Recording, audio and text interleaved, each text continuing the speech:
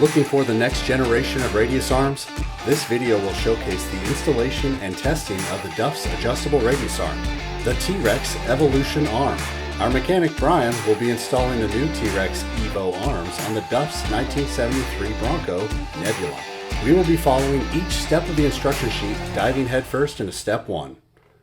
First, before even lifting the Bronco, let's remove the breather hose from the top of the axle, which threads in through the top of the brake distribution block. Next, after ensuring that the Bronco is in two-wheel drive with the hubs unlocked, we will disconnect the front drive shaft, letting it hang freely under the Bronco. Be sure to bring a long screwdriver or slim breaker bar to stop the drive shaft from rotating while loosening the nuts on the U-joint straps and breaking the drive shaft free of the axle yoke. Now, before lifting the front of the Bronco, we will break each of the front lug nuts free. Now it's time to chock the rear wheels for safety and lift the front axle from as close to the center of the axle as we can, using a small block of wood to prevent the jack from slipping off the axle and making metal on metal contact. Next, using high lift jack stands, we will support the frame of the Bronco from in front of the axle. We found that it was easiest to position the jacks behind the sway bar upper mount. Next, the jack holding the front axle up can be lowered so that the axle is suspended by the shocks and coils, but do not remove the jack because we will need it later. Use the adjustment at the top of the high lift jack stands to level the Bronco side to side using a bubble level. If you have standard tall jack stands, just position them as level as you can. Now fully remove the wheels. With the Bronco and axle supported, it is time to remove the hardware from the upper coil retainers. In our case, we also disconnected our quick release sway bar.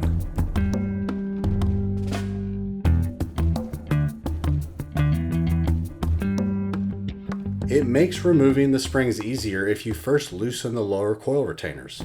Once loose, you can spin the spring until the coil comes out of the lower retainer strap and can be set aside. Once both sides are removed, we will fully remove both lower coil retainers. Next, we will fully remove the shocks so that they are not limiting our droop.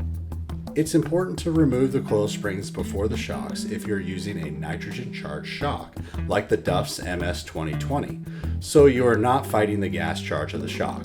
Now we will remove the drag link and track bar at the frame side and secure it to the axle with a zip tie. First, the cotter pin is removed from the drag link and a wrench is used to spin the tapered section so that it is easier to remove with a light hit of the hammer. The drag link comes off easily after loosening the nut and sliding the bolt out of the mount. Now we will move up to the frame and remove the cotter pin from the radius arm frame ends. After removing the pin, we can use an impact or ratchet to remove the 1 1/8" nut from the frame side of the arm. Next, the washer and bushing will slide off. We will repeat this for the other side. We will lower the axle on 2 level jack stands for support. It will be crucial that the jack is moved under the pinion for support so that the axle cannot rotate and fall off the jacks when the C-caps are loosened. Once the axle is secure, we will use a ratchet and then an impact to first break free and then remove the 4 bolts from each C-cap. Notice I said ratchet first, then impact. If you start with an impact, you run the risk of galling the threads and seizing them inside the stock arm or the Duff head unit. The original radius arms can now be removed and set aside. Now would be a good time to prep and clean the axle if you're planning to paint it.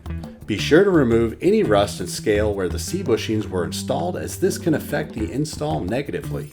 Compare to the contents list and make sure that we have all of the parts. Check out our unbox video at the link above or in the video description if you want to see a full unbox of these parts. Now is also a good time to test all of the threads by screwing in the hardware. If any of the hardware will not screw in freely, it is a good idea to run a tap through these holes, as they may have weld slag or powder coat in them that could bind up the threads. Next, the bushings will be pressed into the head unit using a silicone-based grease to prevent squeaking. Use the figure in the instruction sheet as a guide to where to put each bushing. This can be done with either a press or a vise. If you don't have either of those, you can also use a block of wood and a hammer like shown here. Just be sure that the bushing is going into the head unit straight. Now it's time to install the cam bolt side plates using the provided stainless button head screws. Use a drop of blue Loctite on the end of each screw. After installing the plates, it is a good time to test fit the head units and the end of the arm.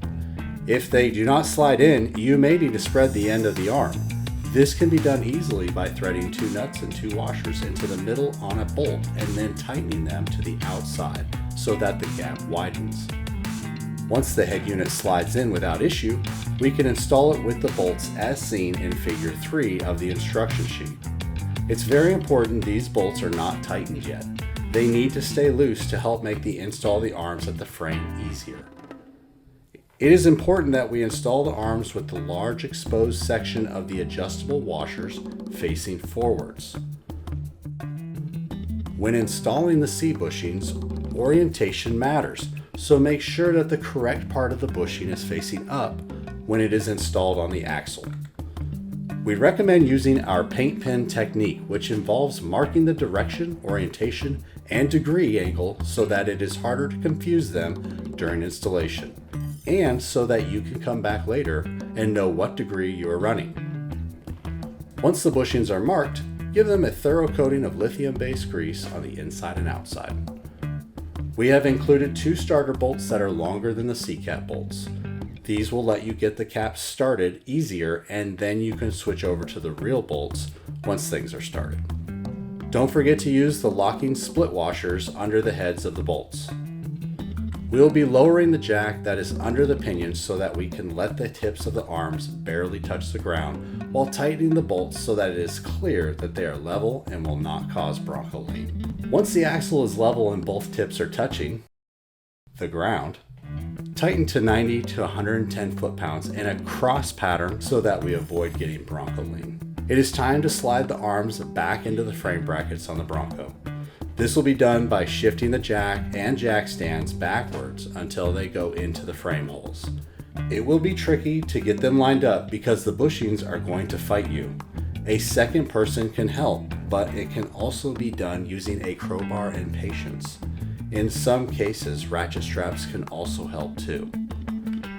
Once it is in position, we can reinstall the greased bushings, washer, and nut. It may help to raise the axle so that the arms are more parallel with the frame and can slide into the frame easier. Tighten these nuts until the bushings start to compress a bit. Do not exceed a maximum torque of 120 foot-pounds. After tightening, add the cotter pin. Now reinstall the lower coil retaining cups loosely using some anti-seize. Leave them loose so that the coil can be installed easily. Now install the shocks because it will be easiest to do this before the coil springs are limiting how far down the axle can go. Do not forget to add the aluminum spacers on these shocks. There are 2 used where the shock mounts to the tower and 2 at the T-Rex arm. Once the shocks are installed, the coil springs can be installed too. Then install and tighten the upper retainers and finally tighten the lower coil retainers. Now we can reinstall the track bar using a ratchet strap to center the axle under the Bronco. Be sure to inspect the bushings before reinstalling because play in the track bar can cause issues while driving. If your track bar bushings are worn, you can replace them, but we would recommend getting the Duff's hassle-free adjustable track bar, product code 5417. Your alignment specialist will thank you later. Next, attach the drag link to the pitman arm and reinsert the cotter pin. Now that the arms are mostly installed in the Bronco, rotate both cam bolt nuts at the same time to test the sweep of adjustment. Then set both in an equal position. The lower adjustable cam bolts will be tightened to 140 to 150 foot-pounds. It is important to tighten the upper 5/8 head unit bolts next. Torque them around 140 to 150 foot-pounds. Now we can reconnect the axle breather hose. We took things a step further to measure a maximum and minimum caster angle and show the full sweep of adjustment. Starting with the minimum, our angle finder read 10.2 degrees. We found that the maximum was 16.5 degrees, which is over a 6-degree sweep. Raise the front of the Bronco so that the frame stands can be removed. Reinstall the front drive shaft. Next, reinstall the Duff sway bar if you have one. Now we can peel off the protective film from the stickers on the arms. and reinstall the wheels and pat yourself on the back for a successful install.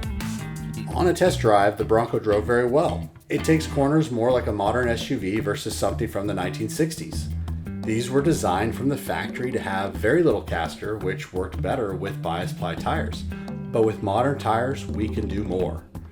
The Bronco wants to recenter the wheel much harder, which gives confidence through corners, and there is no force pulling us towards grooves in the road when we go straight. Check out the link below to order the new T-Rex Evolution radius arms. Get yourself a pair.